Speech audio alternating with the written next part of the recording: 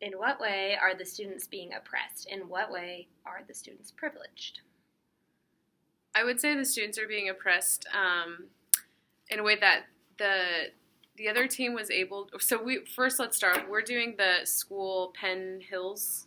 Mm-hmm. We're doing Penn Hills, so the school that had the racial slurs yelled at them. But I would say that our students were being oppressed just by the other students saying these things to them, the referees not saying anything, and then pretty much nothing being done by the league so far, it seems like.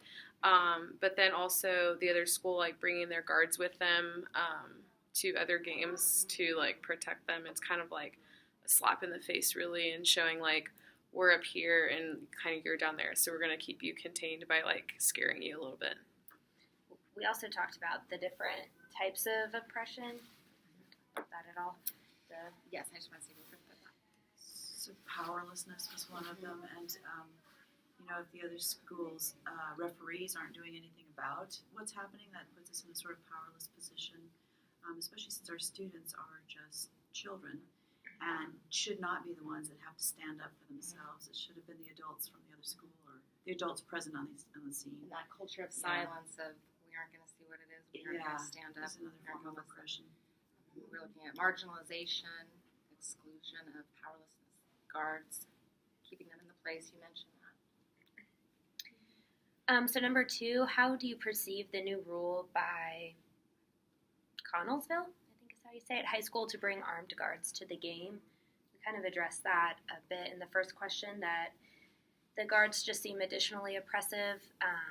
They are keeping the Penn Hills high school students kind of in their place, so to speak. And it's a form of intimidation. Yeah.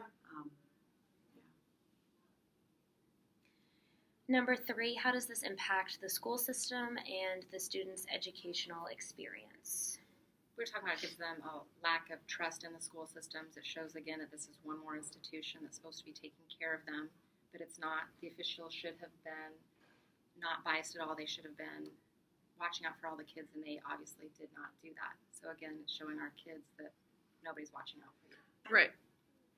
And if they're feeling unsafe and stressed out, then they're not doing their best learning. So that's going to hold them back as well academically. Mm-hmm. I also, like, with what Jen had said, to add, like, where they don't necessarily trust, like, their system. Like, what I've always learned is, like, silence is compliance. So it's not necessarily they're not even doing anything. It's more like they're siding with the other people by not saying anything. And so that kind of might put a little bit of, like, a distrust with adults even, or anybody. That kind of might even trickle into, as they get older, just distrust with, like, authority. Anything else on that one? The 4th question asks, have you had similar experiences? And we all discussed earlier some experiences that we've had in our own workplaces and lives. So specific examples, when you're looking at these 2 different schools where one tends to be more white collar, one tends to be more blue collar, one tends to be more white, one tends to be more multiracial, that's how our community is where I teach. And just a few years ago, we had the students from the opposing team come over and draw a big penis on our mascot and write the N-word in shaving cream. So our school district, school-wide, got on board, and we're saying it even trickled down to the middle schools, where Lawrence Public Schools really took a stand on diversity and inclusion and making sure that we are not making anybody feel left out. But we see those subtle things, the little microaggressions all the time, day to day.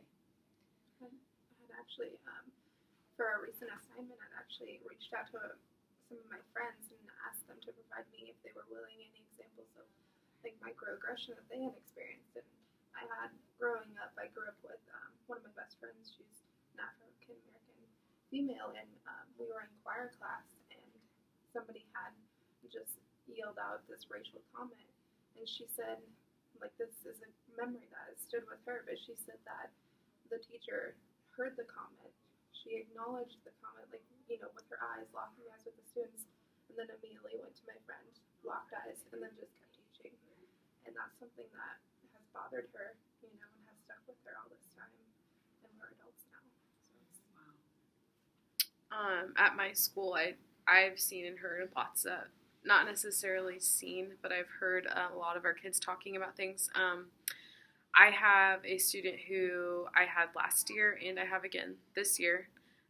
He told me apparently last year, which I had no idea about, that a student told him that he was going to lynch him. Went to the principal, and his mother got involved in everything, and nothing was done about it because I think there were no witnesses to it. And so they didn't take his word for it.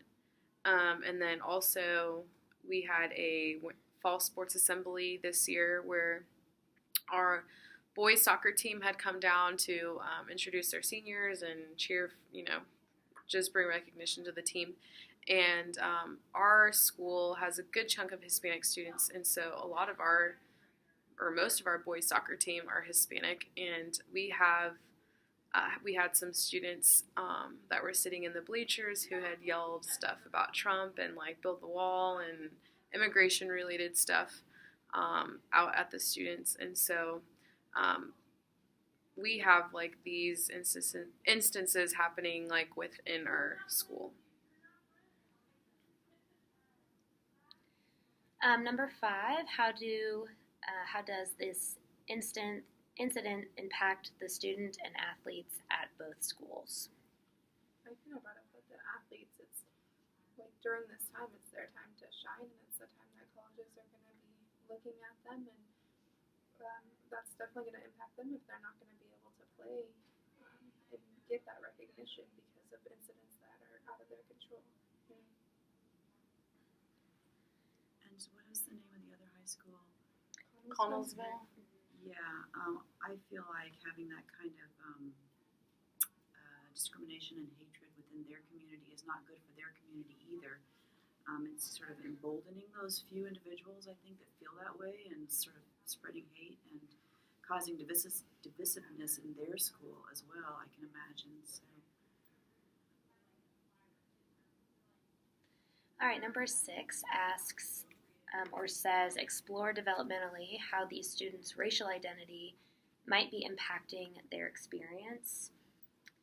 One thing we talked about was, depending on where students may be in their racial identity, could impact their reaction. If they feel very solid in who they are, very proud of their racial background, they may have a completely different reaction than someone who is not so self-secure.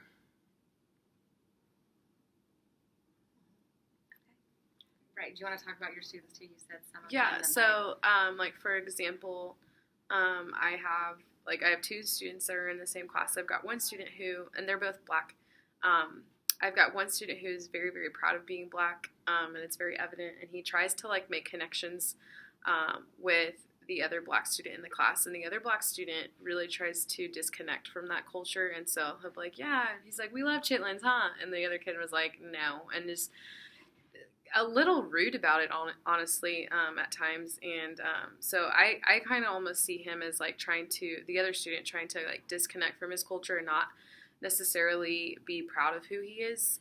And I think that also comes from like that, just the oppressive force of our society of that, white people have privilege and have power and are better. And so I think that he tries to connect more with like white culture than he does with black culture. And I think someone who's in that stage of their racial identity would take this completely different than the student you first described, who's really confident. Right. That was something I forgot to touch on. Like I kind of said earlier that I thought maybe he would maybe be a little bit offended that like an N-word was thrown at him, but at the same time he might just be like, oh, well, people get upset over anything these days, and so just kind of brushes it off as it's almost nothing. So lastly, what role can school counselors play to aid in addressing this situation? So our intervention plan has kind of multiple steps. We discussed the need for a school-wide intervention. We thought that this was needed because we know that these racial slurs are seen in places beyond athletics, and that other students are inevitably impacted by this situation, and more that we just may not know about or may not be headlines because they are not related to sports. We've also talked about the need for small groups, so talking specifically with the athletes, but also with the general population in a smaller group setting, and giving students the option to seek more individual type counseling and let them know that that's available to them. Are you going to explain how we're getting our small groups school-wide? Sure. You talked about having it offered in the classroom, possibly during a certain time. Oh, right. Like if we have if our school has a study hall, and I guess because we're dealing with high school here, so if our school has a study hall, or if our school doesn't have a study hall, maybe we can somehow fit in modify the schedule for a day or something and have an extra class or whatever where they meet and discuss this intervention school-wide, and we would have backing of our administration, at least based on what the article says, because it seemed like it was the principal who decided to pull the school from competing with this school in athletic events. So I think we would have school-wide or administration backing to do a school-wide intervention with the students, because it seems like if it was a she, I was thinking a she principal for whatever reason. I don't know if it was a she or he, is upset about the situation and wants something to be done about it. So. And we didn't talk much about teachers and getting them involved, but they would inevitably be involved because as a school counselor, you couldn't lead all of these sessions all at once. So there would likely need to be some sort of pre-teaching or just a meeting of some sort to discuss the goals with the teachers and formulate an implementation plan so everyone's on the same page going in. Yeah. And letting the teachers know right away. You want to make sure that communication is building wide, so it isn't turning into hearsay and rumor and one from the next. But everybody knows what happened. They are on page with the same details, and then you can go from there. And we talked about doing this intervention fairly soon after the Very incident quick. and not waiting a long time. Right.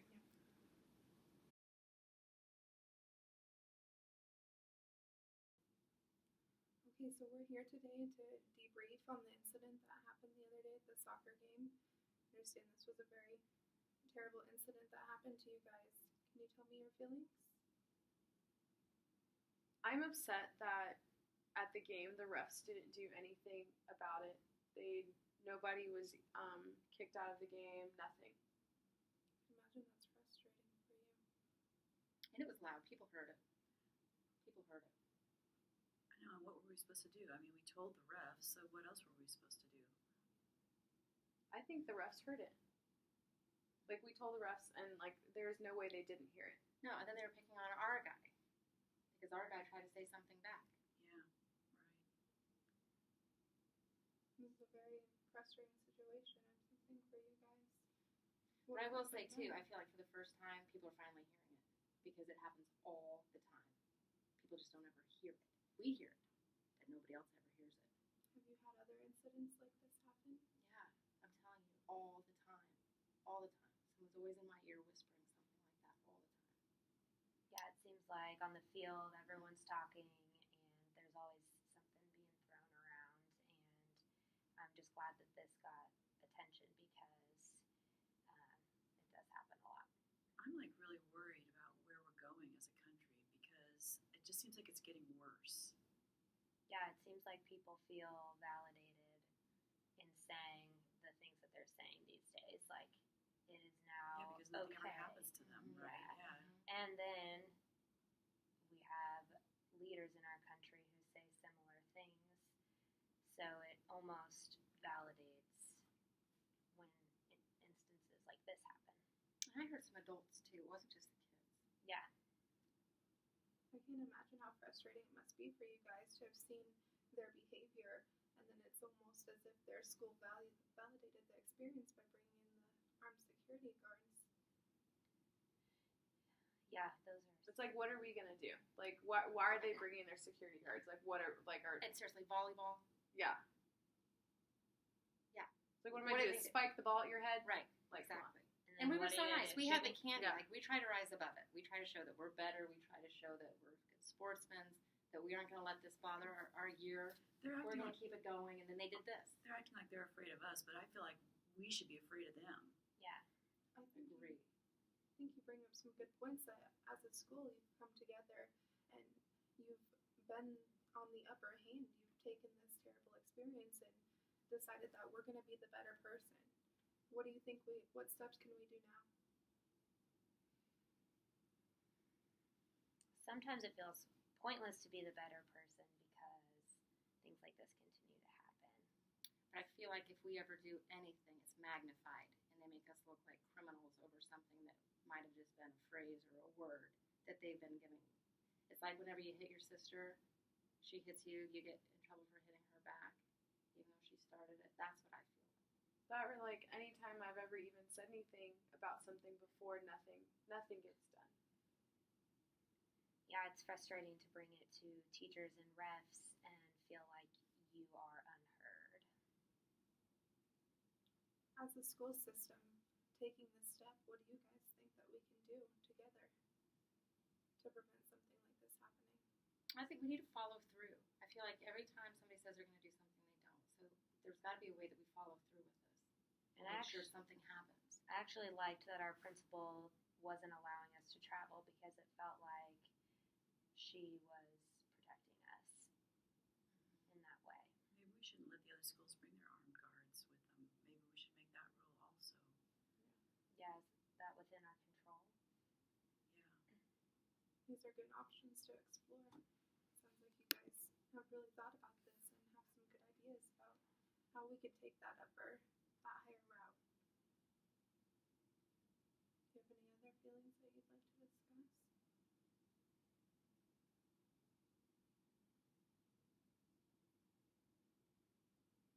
When should we expect to like see something being done about this? Like how long like is this gonna take because it keeps happening over and over and over again? And how can our school really change this whole culture of this country?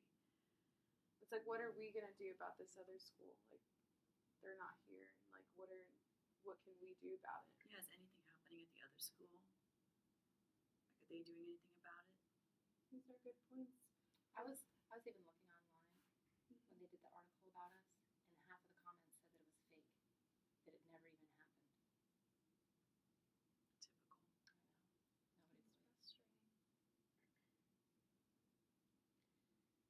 Yeah, it feels pretty powerless because you can only change how you react, and even if we take the high road, that doesn't stop them from doing it to someone else or continuing to be insensitive. So what other options do you guys think that we can take? I think spreading awareness is a big thing. Probably being better to our own kids here.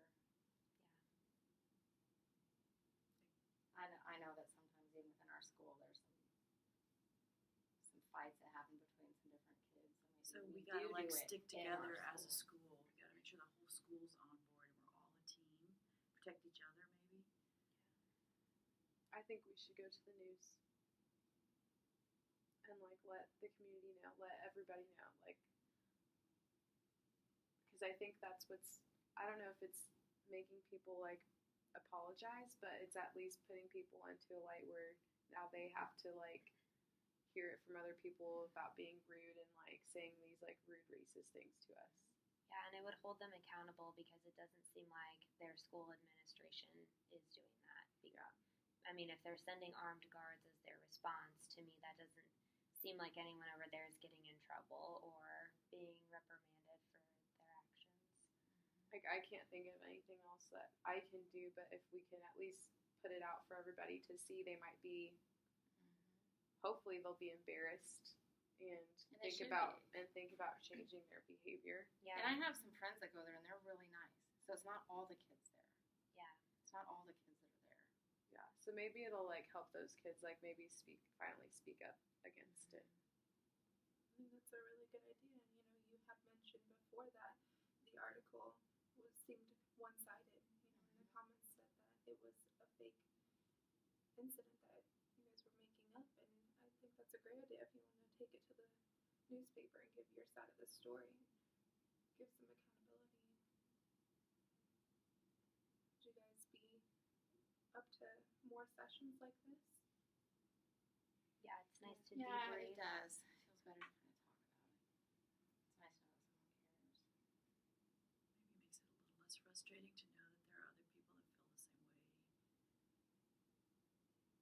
All right. Well, I think we have some good ideas for some good initiatives that we could take, and we can do more of these debriefings and include people who have also felt this kind of instances that have occurred, like you have mentioned. It happens all the time. We can involve the whole school in this, and can put our foot down. I need a pass to get back to class. I have Miss Barrera. She doesn't let you come to